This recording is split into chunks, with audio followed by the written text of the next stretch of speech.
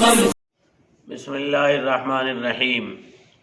قال النبی صلی اللہ علیہ وسلم صوموا لرؤیتہ وافطروا لرؤیتہ.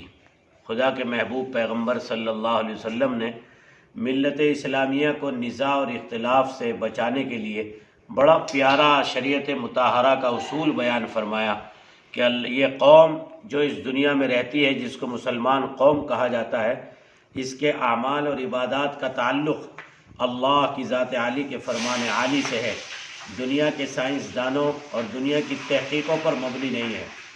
اس لیے اللہ کے محبوب پیغمبر نے فرمایا کہ روزہ بھی چاند دیکھ کر رکھو اور افطار بھی یعنی عید بھی چاند دیکھ کر کرو.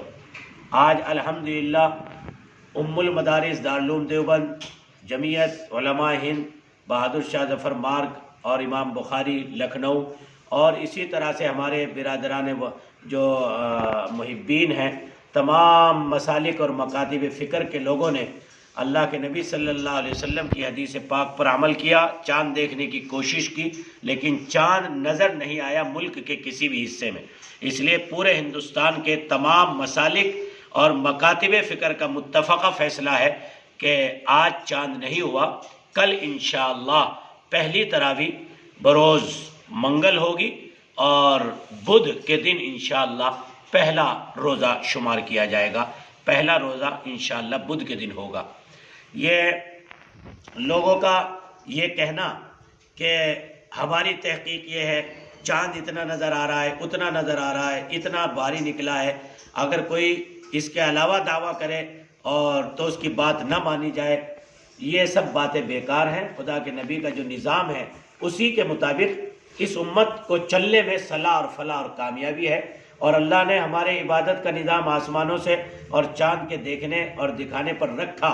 اس کا مطلب یہ ہے کہ یہ امت زمینی نظام سے جڑنے کے باوجود اس کے اعمال، عبادات، تلاوت، روزوں کا تعلق آسمانی نظام سے ہے. دنیا کی کوئی طاقت و قوت اس میں کوئی تبدیلی پیدا نہیں کر سکتی.